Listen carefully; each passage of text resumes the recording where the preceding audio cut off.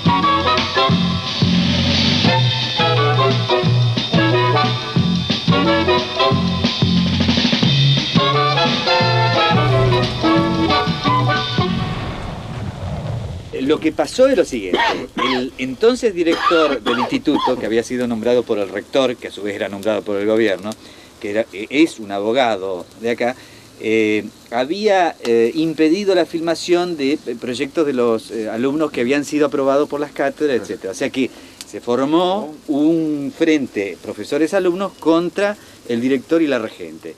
Y como consecuencia de eso cerraron el instituto esos últimos meses del 70. Entonces nosotros, afuera del instituto, hacíamos como tareas de divulgación. ¿Se filmó? Se hicieron películas, algunas cosas, y se organizó el encuentro... que le llaman un encuentro nacional de cine, y es posible que así hubiese sido su nombre formal, pero en realidad era una movilización donde llamamos a la gente conocida para armar un buen despelote por el tema de la censura y ganar un poco de posiciones, porque además se nos acababa el año. Para que no fuera una cosa que quedara cerrada efectivamente al núcleo de los cineastas o estudiantes de cine santafesinos, traer personas ligadas al cine de otras latitudes, digamos, sobre todo en este caso de la capital federal.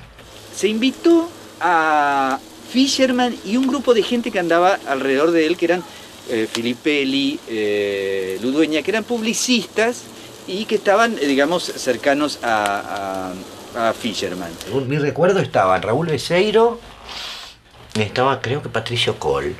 Me parece que había alguna otra persona más. Podría ser Pucho Curtalón, que yo no sé quién sería, pero alguna persona más estaba.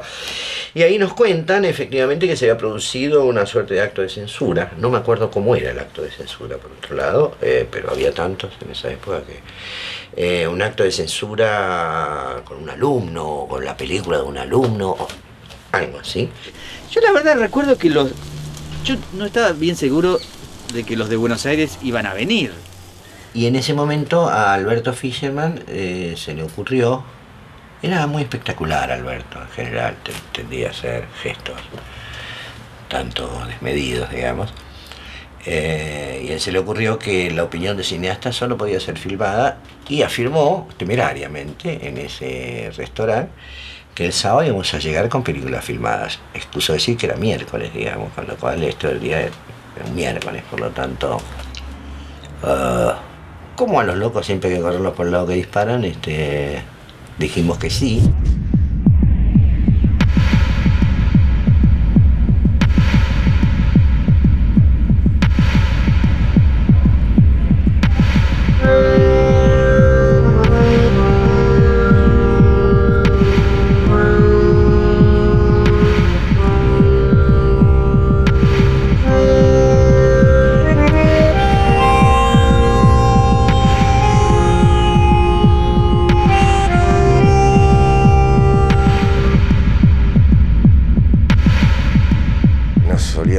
En la Bola Loca a jugar al bowling. Era un boliche que estaba acá en Maipú, entre Córdoba y Paraguay. Entre los que estaban Alberto Fischerman, Filippelli, Carlos Sorín, en fin, Edgardo Kosarinsky, Miguel Bejo, el Tigre Cedrón, una cantidad de gente. Todos hacíamos cine publicitario y nos escapábamos allí a ver qué íbamos a hacer. ¿Así que te compraste un Falcon 70? Sí, me lo entregan mañana. Ya sé. Lo compró por las novedades. ¿Qué novedades? La parrilla nueva, los detalles de adentro. Y lo compró por la caja de 4 velocidades. Seguro. Vos tenías otro Falcon, ¿no? No, uno más chico. Lo compró por el valor de reventa. Lo compró por la caja de 4 velocidades. No, gordo, no hagamos lío. Gordo, tenía un auto chiquito. Lo compré porque es Falcon. ¿Por qué otra cosa lo iba a comprar? Y si viene con novedades, mejor. A propósito, ¿no me lo habrán cobrado de menos? Falcon 70. El mismo, pero mejor. Se va muy bien a todos. En ese momento la publicidad estaba muy arriba y Fischerman tenía una productora, Rafael tenía una productora. En aquel momento era un cineasta rico. Es decir, y Fischerman era un cineasta rico, digamos.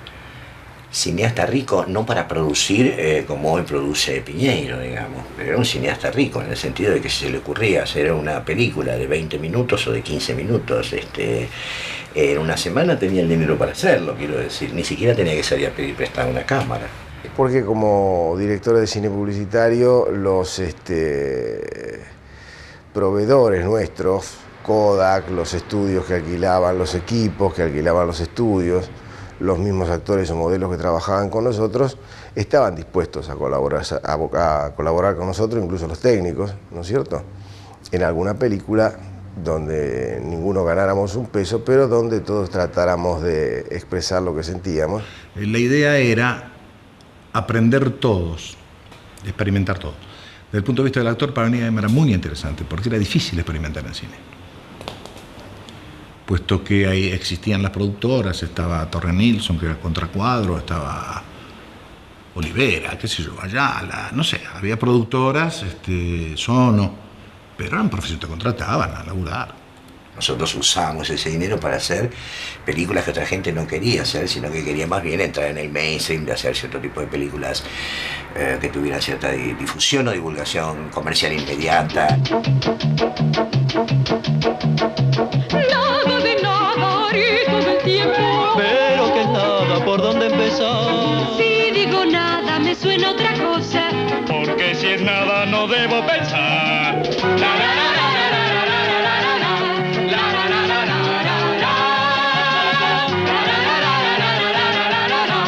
Porque si es nada, no debo pensar. y todo el grupo estaba muy seducido por la vanguardia. La vanguardia para nosotros era el underground americano. Habíamos visto en el Instituto de Itela a muchos Jonas Mekas y muchos John Cassavetes.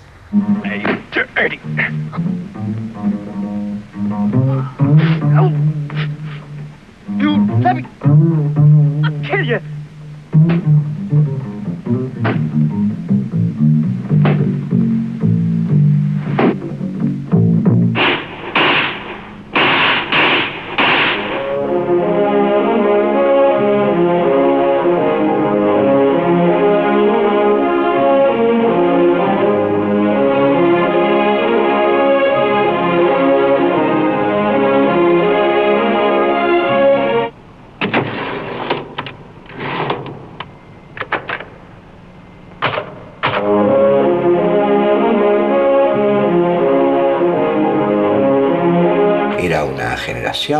Por lo menos algunos de nosotros, marcadamente francesada por el otro lado, muy influida fuertemente por la Nouvelle Vague francesa, por las experiencias, sobre todo de Godard, digamos, y algunas formas del posneorrealismo italiano, digamos, que se expresaban fuertemente, digamos, en algún tipo de poética cinematográfica instaurada a fines de los 50, principios de los 60, fundamentalmente por Antonioni.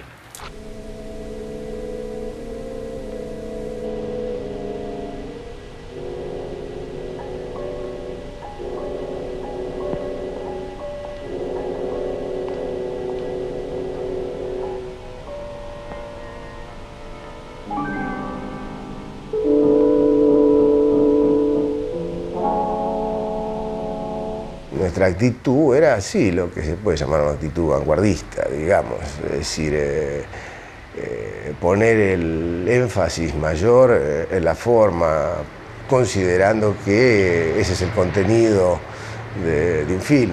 La gente que en su momento hizo este tipo de cine eran más como gente en forma individual, encaraba algún tipo de película. Gente generalmente que tenía su profesión en la publicidad, como Fisherman y Ludueña. Ludueña estaba más relacionada con los movimientos plásticos, Kosarinski más con la crítica, y Bejo creo que con la publicidad también, eso no recuerdo bien. Es decir, gente que tenía una actividad relacionada con el cine y realizaba un tipo de cine de vanguardia en forma absolutamente solitaria, individual, porque no conformaron nunca un grupo. Una madre es exigente consigo misma y más que cariñosa con su hijo. Una línea aérea, una buena línea aérea, también debe ser exigente consigo misma y más que cordial con sus pasajeros.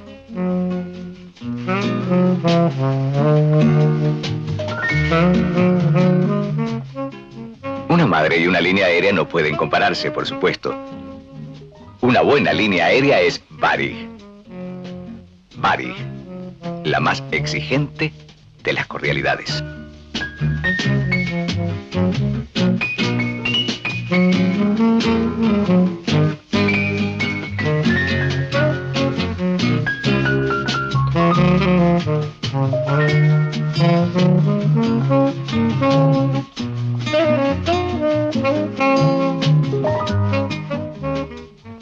Varig, la magnitud de volar. Me dijeron, mirá, esta noche vamos a hacer cada uno un corto, ¿por qué no te venís? Está la película, está todo. Si hacemos, éramos unos 10, 12, hacemos cada uno un cortito de 10 minutos, podemos terminar un largo y en vez de ir a darle a hablar nuestra posición a este encuentro que iba a haber al otro día en Santa Fe, directamente llevamos una película filmada del tamaño de un largometraje. Y la idea era hacer unos cortometrajes o hacer películas a partir de una lata de reversible de 16 milímetros blanco y negro, y ese era todo lo que había. A partir de ahí cada uno ponía su pensamiento y su idea dentro de esa lata. Era película Dupont, 16, reversible, blanco y negro, obviamente, y muda. No había sonido directo ni nada. Se filmaba. La libertad de trabajo era total, cada uno se puso a trabajar en lo que iba a hacer. Esto es a esbozar un pequeño guión, más que nada de producción. Todos los que estaban involucrados en los cortos hicieron como un pedido de cosas, ¿no? Como corresponde a un jefe de producción, cada uno sus necesidades. Bueno, nos juntamos y bueno, nos prestaron lo que era Delta Film en ese momento, que era Cerviño y Juan B. Justo, unas galerías, que era de Mario Álvarez y de Colini.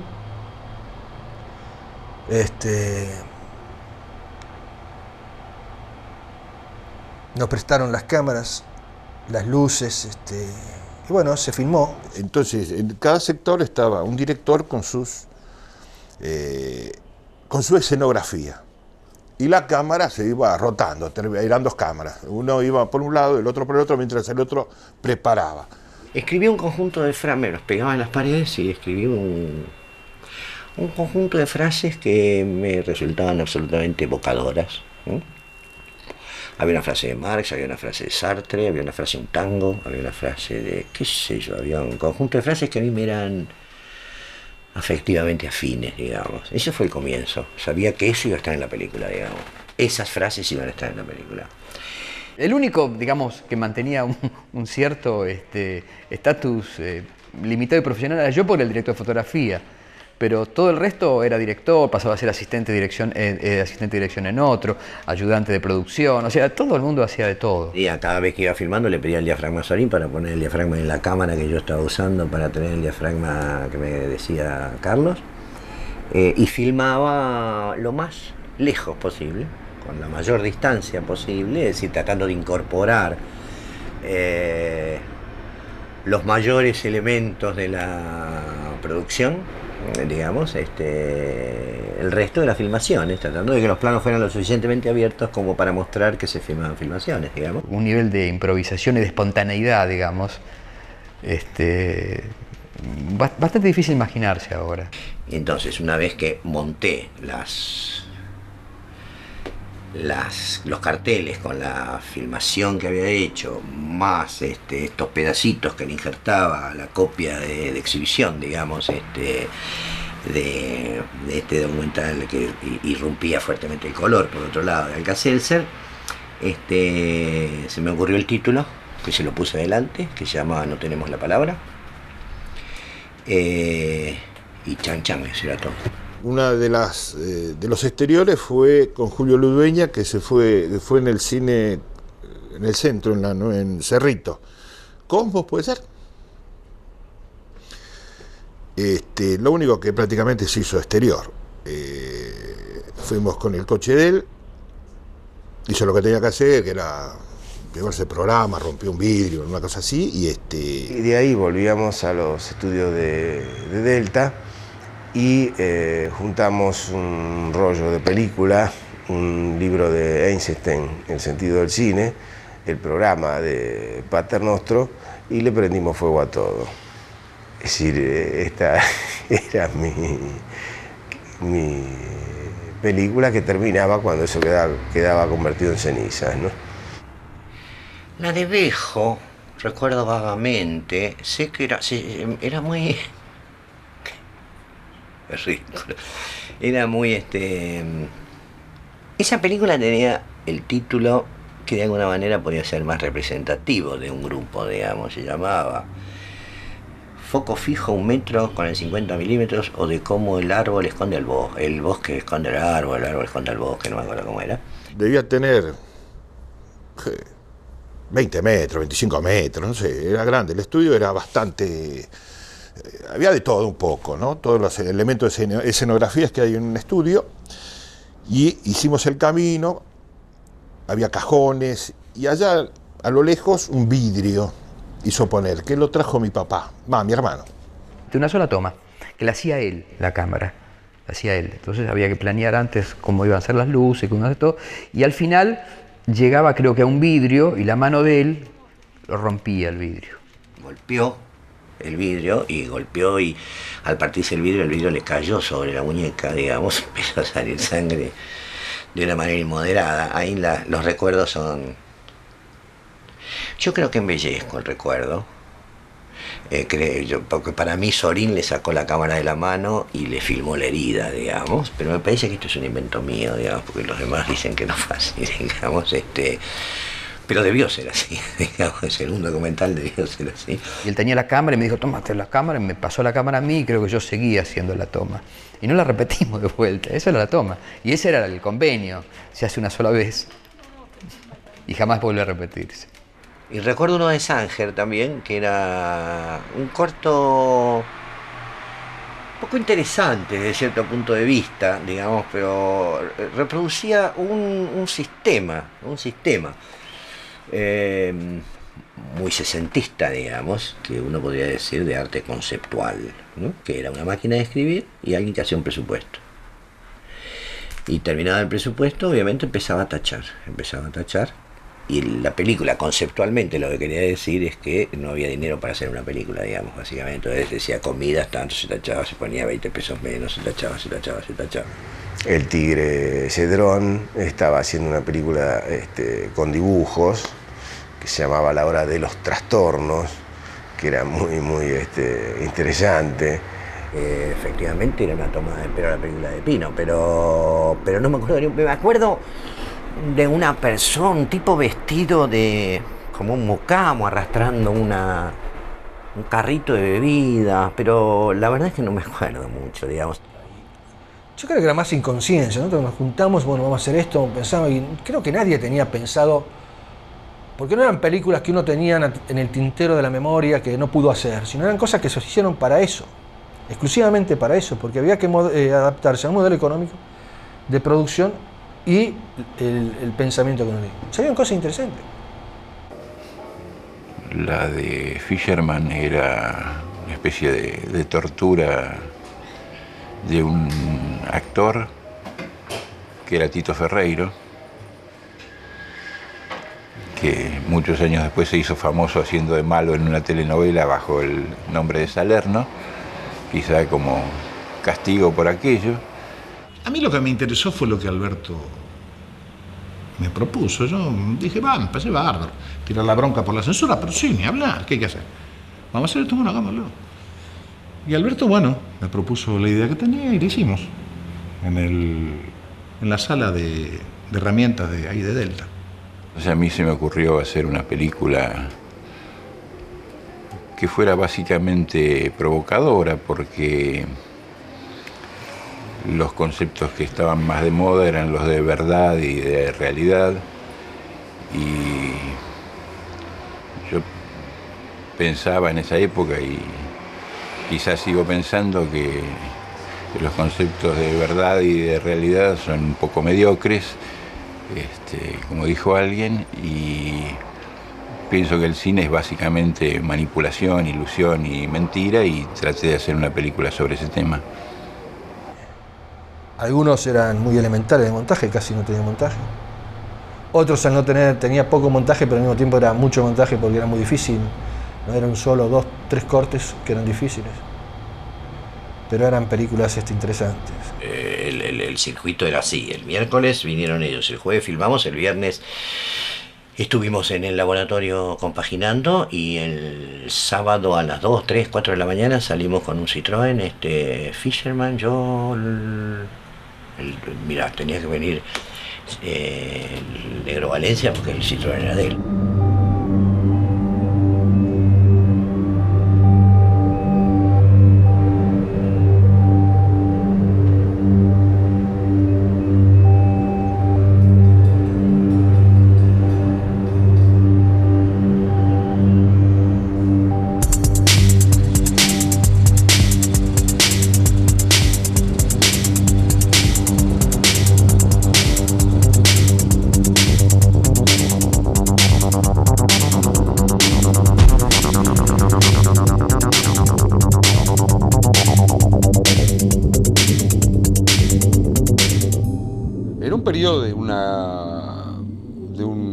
donde la política, la militancia tal vez determinaba muchísimo más la vida de cada uno de nosotros en esas circunstancias de lo que supongo lo determina hoy. Creo que largamente mucho más. En los pasillos del instituto el debate político era un debate constante, había gente que militaba en distintas corrientes políticas, etcétera, pero muy tramado, con un debate un poco más estrictamente cinematográfico. Efectivamente uno podía pensar que en la vanguardia cinematográfica había en ese momento dos líneas. Una de posición política explícita, cuyo representante era Solanas y La Hora de los Hornos, y otro, vanguardia formalista, cuyo representante era The Players, Sus Ángeles Caídos, de Fisherman. O sea que había como esas dos vanguardias, una directamente relacionada con la vanguardia política peronista, digamos, con los montoneros, digamos, Solana y todo ese vasto conjunto de la izquierda peronista.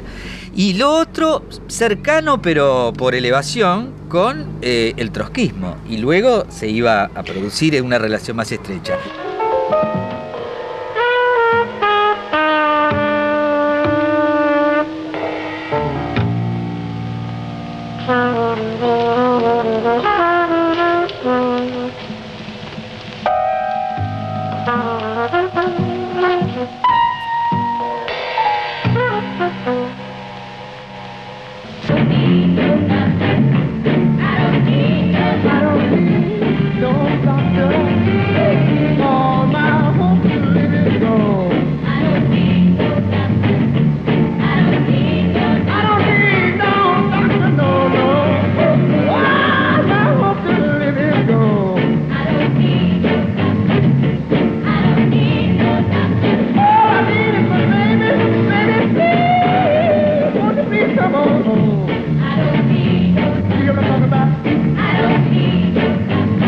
Creo que la vanguardia real es la que está conectada realmente a un proceso y no la que está separada de un proceso. Sino vanguardia de qué es, vanguardia de sí misma, vanguardia de un grupo de compañeros, vanguardia de una tribu, de una pequeña fauna, de gente adicta a determinado tipo de doctrinas, de esquemas. Me parece que en ese sentido yo entiendo que la vanguardia, igual que en una situación en guerra, es aquella que trabaja siempre sabiendo dónde está la retaguardia, a qué interés está respondiendo, hasta dónde puede avanzar y hasta dónde no puede avanzar, y en ese sentido es útil para el gran ejército de masas que viene detrás. La lucha armada no nos pasó por encima, la vivíamos en ese momento, era cotidiana, y era una toma de posición frente al mundo. Entonces, alegremente, no estamos pensando que la lucha armada era solamente de los que tenían las armas en las manos. La lucha armada era una posición de todos los jóvenes que políticamente queríamos cambiar aquel momento. Queríamos cambiar la realidad para que sea más justa. El cine era una herramienta para eso. Es feo tener razón, pero de todos modos, los hechos, que son obstinados, demostraron que la cámara no era un fusil. Y que los fusiles servían para poco también, por otro lado. Y por lo tanto, con esto te sintetizo lo que pensaba, efectivamente, que la cámara no podía ocupar el lugar del fusil si es que el fusil tenía algún sentido de usarlo, digamos, eso sería otra discusión. Hay que tener en cuenta que es una generación muy politizada. Le interesaba ver lo otro, no esto. Es decir, ver La Hora de los Hornos, ver El Camino hacia la Muerte del Viejo Reales, películas Las Ollas Populares, es decir, un tipo que muy testimonial, muy directo, que trabajaba la realidad de ese momento. Y que cinematográficamente por ahí no tenía muchos valores. Ojo con esto, ¿no? Es decir, eran películas de fuerte, hoy las ve y las puede ver llenas de defectos, con grandes errores cinematográficos y de lenguaje y etcétera. Pero tenían su fuerza en el contenido que mostraban. Generalmente películas hechas muy a la disparada, en condiciones, película vencida, condiciones de trabajo no normales. Mientras que el cine de vanguardia podía haber tenido propuestas de avanzada, realmente de vanguardia, propuestas cinematográficas muy interesantes, pero con un lenguaje muy hermético, de una manera que no alcanzaba, no tocaba a la gente concretamente. Las películas que hacíamos nosotros no cruzaban la General Paz.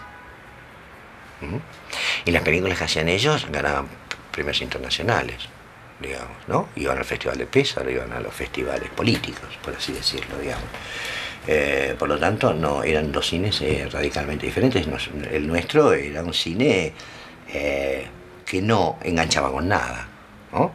El de ellos, ¿en qué enganchaba? El de ellos enganchaba efectivamente en algo que era, es muy duro lo que voy a decir, pero de todos modos era la devolución a Europa de la mirada que Europa pensaba que nosotros teníamos que tener del mundo. Ese tipo de búsquedas que eran isoladas, que eran aisladas, que no se conectaban a la realidad, por lo menos tenían el mérito de no quedar entrampadas en todo el juego del establishment político-cultural, que era censor, castrador y autoritario, no solo sobre el cine, sino sobre la sociedad. Estamos hablando de ámbitos universitarios, cierta clase media intelectual. Esto no pasaba mucho más allá. No es que en los periódicos ni que la gente se manifestara masivamente en las calles por una clase de cine o por otro. Estamos hablando del debate en el campo específico.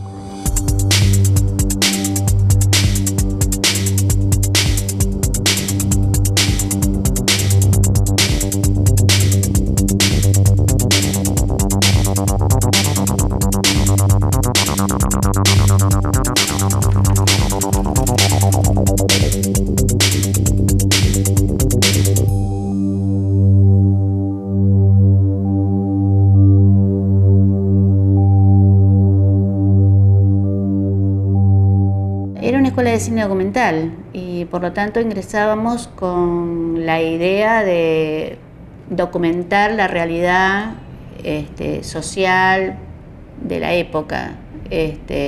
Social digo porque nos preocupaba en aquel momento, en los 60, nuestra preocupación era la realidad social y que queríamos cambiar. Digo, en general, la juventud de esa época, ¿no? No todos, pero bueno, la mayoría teníamos esa inquietud. La Universidad Litoral, la de Birri, digamos, era una escuela, o era una tendencia cinematográfica bien politizada, digamos, más que politizada, con mucho acento en lo social, ¿no es cierto? Tiredié, Los Inundados, marcaron un hito en esa dirección. Y esto era el Di Tella y los divertimentos burgueses, digamos. Nosotros decíamos que la ficción de la ficción era la realidad y que si nosotros hacíamos ficción mediante satirizando la realidad, llegábamos a la realidad tanto como con el documental. No, un momentito, no es así. No es así. Era una ilusión. No es así. Pero era un delirio en la cabeza de la época, de vanguardia artística, la vanguardia política. Uno siempre pensó que la obra artística es de tal complejidad que no puede ser reducido a enunciado de tipo político y que en consecuencia es la preservación de esa complejidad de la producción de obras artísticas hace que mantenga siempre relaciones complicadas, conflictivas, ambiguas, con todo. Recordaba el lugar donde se había hecho esa exhibición de los realizadores de Buenos Aires. Sabía que se había hecho, pero no recordaba el lugar. Y llegaba el lugar a el Sindicato de la Madera. A veces ahora sé que ahora paso todos los días al frente y sé que es ese lugar, la Unión Ferroviaria. Pero si vos me preguntás qué pasaba ese día, cómo era ese día, no recuerdo absolutamente casi nada.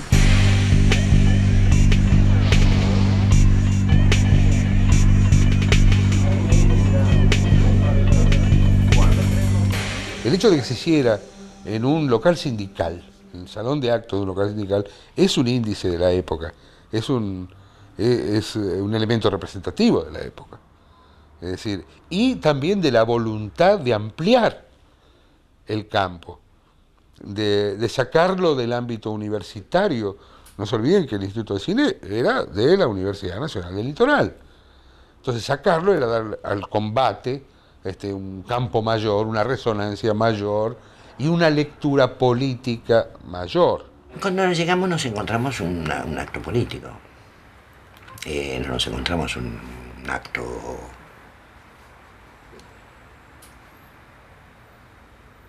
de directores de cine defendiendo la libertad de expresión, digamos. Lo que nos encontramos era un acto copado por distintas organizaciones políticas. Ahí había gente del PRT, gente del PC, peronismo de izquierda, había de todo. Todo lo que estaba en ebullición estaba presente ahí, tuviera algo que ver con el cine o no. Y más bien en general, no. No es que nos parecía mal eso que estaba pasando, ¿eh? No es que éramos personas ajenas a la política y nos parecía que hablar de política era prácticamente un perdero de tiempo, muy por el contrario. Incluso muchos de nosotros éramos militantes políticos, digamos. Por lo tanto, no es que decía, éramos personas absolutamente imbuidas de la idea del arte por el arte y pensábamos que toda infusión política en el arte era una pavada. No, de ninguna manera. Simplemente que lo que pensábamos era que se había tergiversado inevitablemente el sentido de la protesta por la censura y que eso, inevitablemente una vez que aparece la política, aparecía procesado por la necesidad de distintos grupos de sacar réditos personales, y si la idea tenía que ser así o tenía que ser así, y compañero y camarada, y dice y bueno, se terminó hablando de política, obviamente.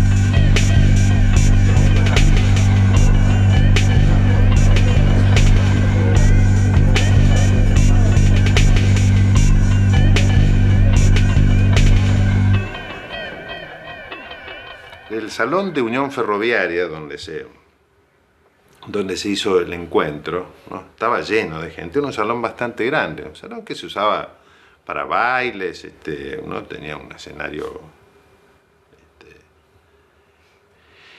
y tenía una familia de cuidadores.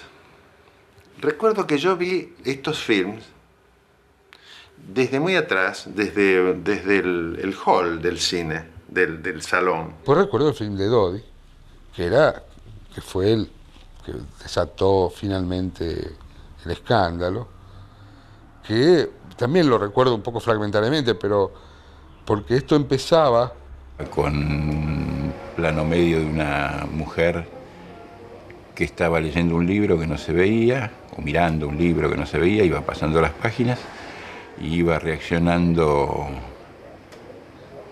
a lo que veía de una manera horrorizada.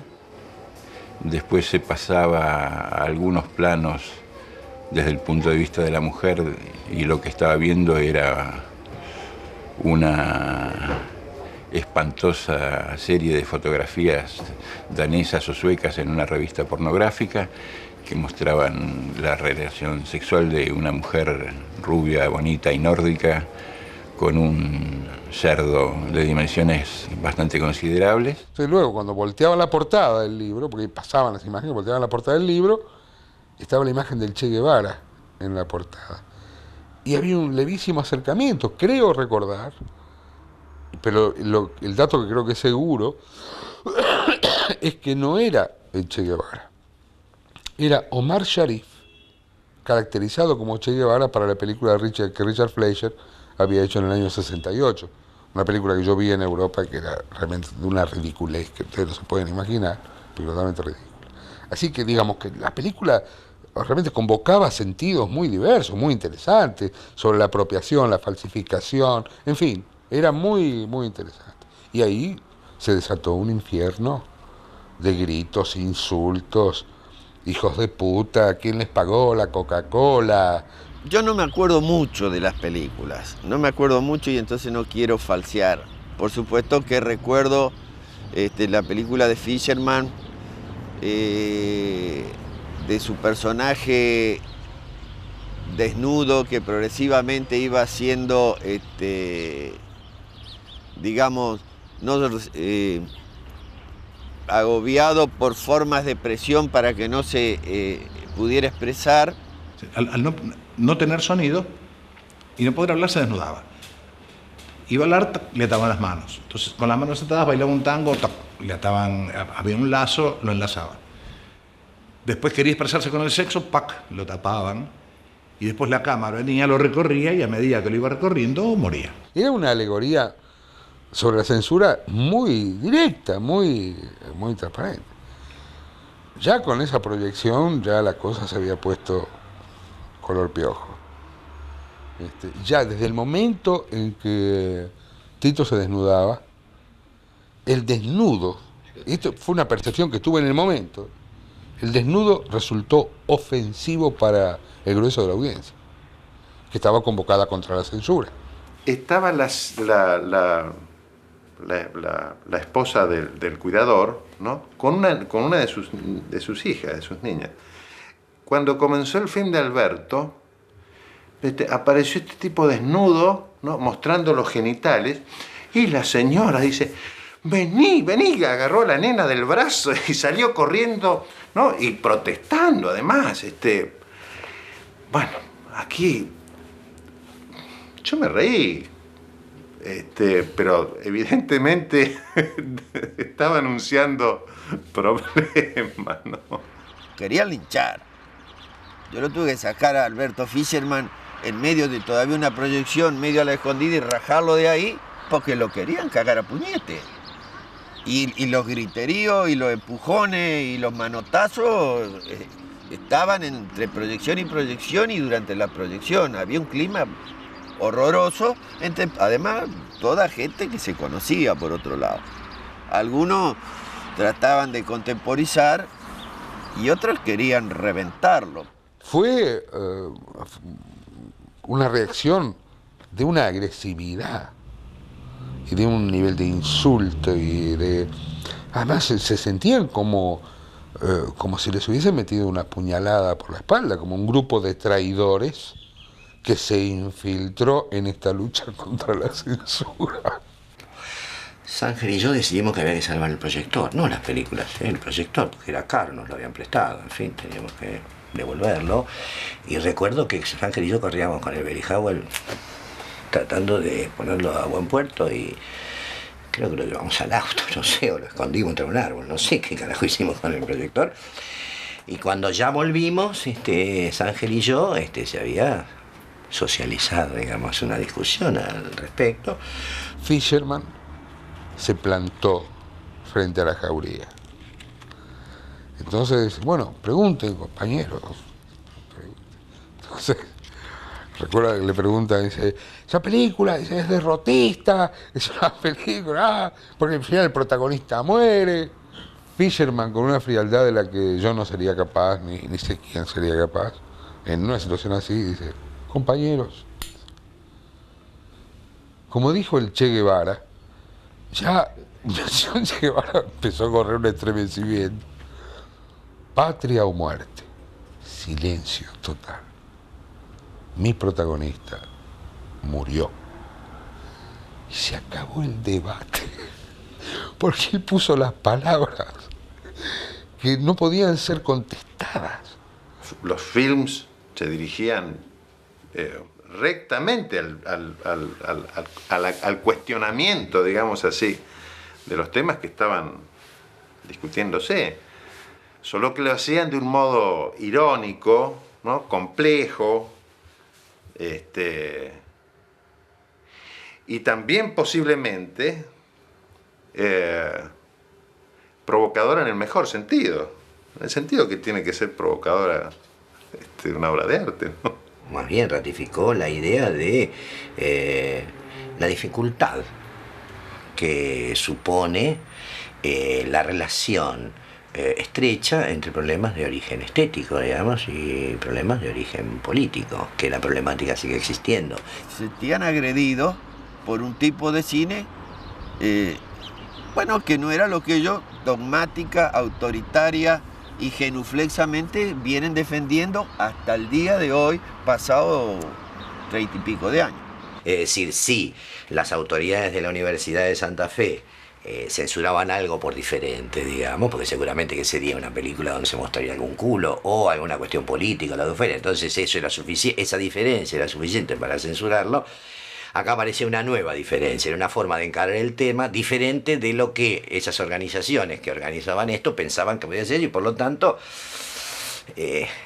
ejercían, seguramente sin quererlo, seguramente sin proponérselo muy evidentemente. No quiero hacer un parangón de los dos demonios, digamos, no quiero decir que sean lo mismo, el grupo Liberación, digamos, o el grupo de los políticos, digamos, con las autoridades de un gobierno militar, que por supuesto no son lo mismo.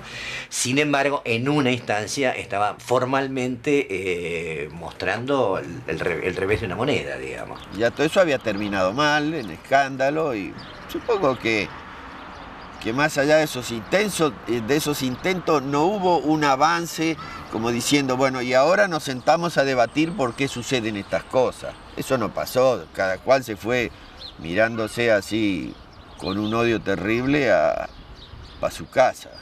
Fue medio un final acorde a cómo son además las cosas en este país, donde el autoritarismo es muy fuerte, donde el enano fascista que llevamos adentro se nos desboca cada rato, así como somos nosotros.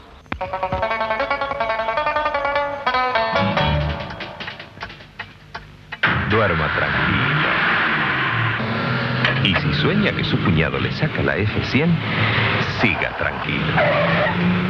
Tiene doble eje delantero, sólida construcción, excelentes frenos.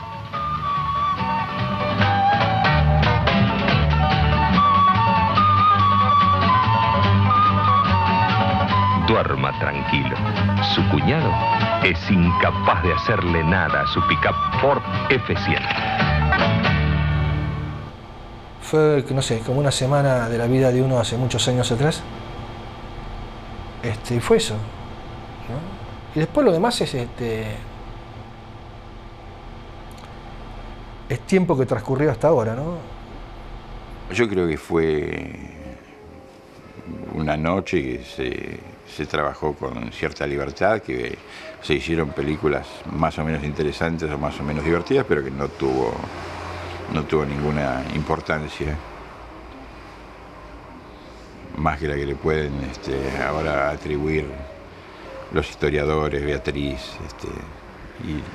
y los jóvenes que no pueden ver las películas porque se perdieron todas. No, un hecho trivial, de hecho, no me parece que haya sido, digamos, bueno, si ha movilizado que alguien escriba algo sobre eso, se ha movilizado que otras personas tomen esto como disparador para un documental sobre una época o sobre un tipo de cine o lo que fuera. Sin duda un hecho trivial no fue, es decir, hay dos cuestiones diferentes. Una cosa es nuestra intencionalidad y otra cosa son los resultados de esa intencionalidad. Nuestra intencionalidad era un hecho pasajero, sin duda que lo era simplemente nuestra forma de participar de una situación así sin pensar que esto iba a tener una trascendencia mayor que esa, digamos, la que tuvo. De eso no quedó nada, no sé, nadie, me parece que no sé si existen los materiales, además tampoco se tenía una propuesta, decir, voy a hacer una película para que de aquí 30 años vean, no era así, o sea, moría al día siguiente, era como las mariposas, bueno, iba a Santa Fe, cumplía su función y se acabó. Por un breve periodo de tiempo, es decir, si bien no funcionó como grupo, es decir, muchas de las personas ligadas hasta este episodio estuvieron ligados a las próximas películas del año 70, 71, 72, digamos, de gente de ese grupo, de ese grupo originario, digamos. O sea que eso, de alguna manera, funcionó, en cierto sentido, como un disparador. Eso más bien amalgamó. Algo que no está amalgamado, tal vez este episodio lo haya amalgamado.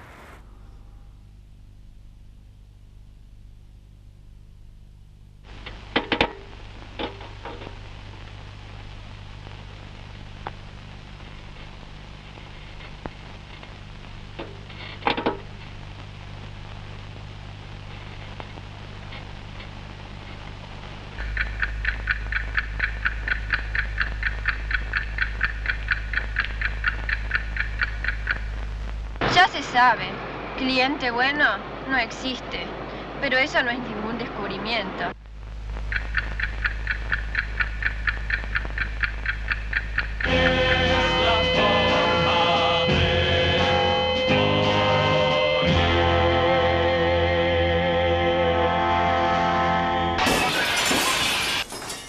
Todo eso que era una cosa importante o como una especie de algo innovador se perdió, ¿no? Fue absorbido, ¿no? Bueno, pasó, después vino la AAA. Así que cada uno se escondió donde pudo para tratar de salvar la vida, ¿no?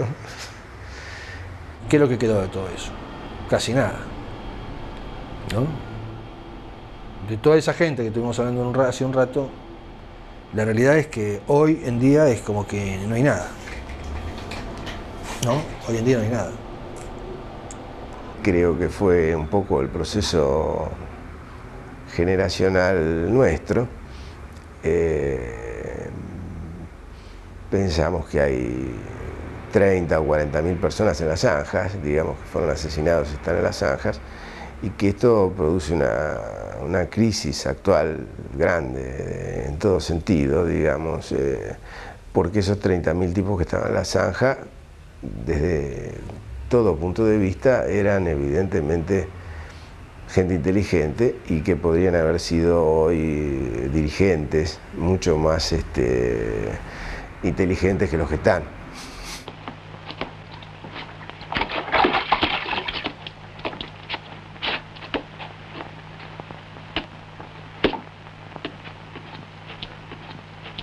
Si lo hacemos cantar son 5 ascensos. Contame a mí y yo me puedo comprar el bendito lavarropas. Vamos.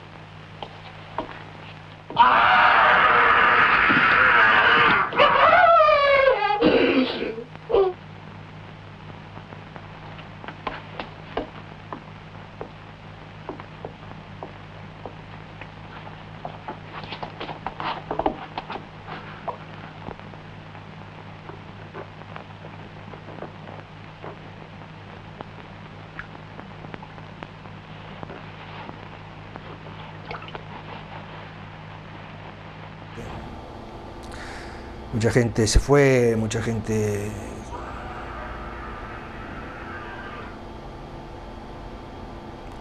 se quedó y le dolió, y bueno, pero son cosas que todavía uno no la tiene terminada de masticar, ¿no?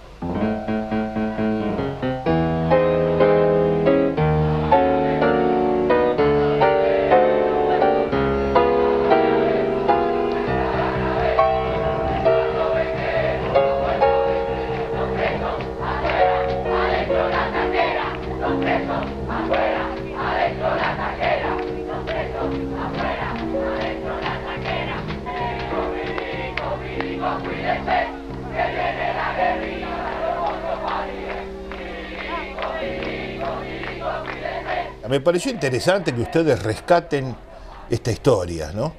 A partir de lo que se enteraron, todo esto. Pero me quedé un poco... a ver, ¿cómo puedo decir? No podía creer que no haya quedado nada de las películas, que se hayan tirado o que se hayan perdido. Estaba previsto que nos reuniéramos y que, bueno, y que habláramos contra la censura, todos íbamos a estar de acuerdo. Lo que no estaba previsto es que de alguna manera se hablara sobre la censura por el cine, por medio del cine. Porque si las películas estuvieran, se vería realmente de lo que estamos hablando. De lo que estamos hablando. Porque, vuelvo a reiterarte, hacer una película en 16 milímetros blanco y negro reversible, donde no hay sonido, donde la expresión pura y exclusiva es a través de la imagen y la actuación de los actores o lo que se puso adentro, te demostraba de que, puta, realmente era una cosa importante cada película. Ahí hubo un impulso, un gesto de la gente de ese grupo, Fisherman, Filippelli y los otros también que estaban ahí, un gesto que, bueno, que transformó la situación. Que luego hayan tenido la película y prácticamente hayan sido recibidos con insultos e improperios, bueno, era otra cosa. Pero ellos habían conseguido transformar el encuentro en algo imprevisto y productivo.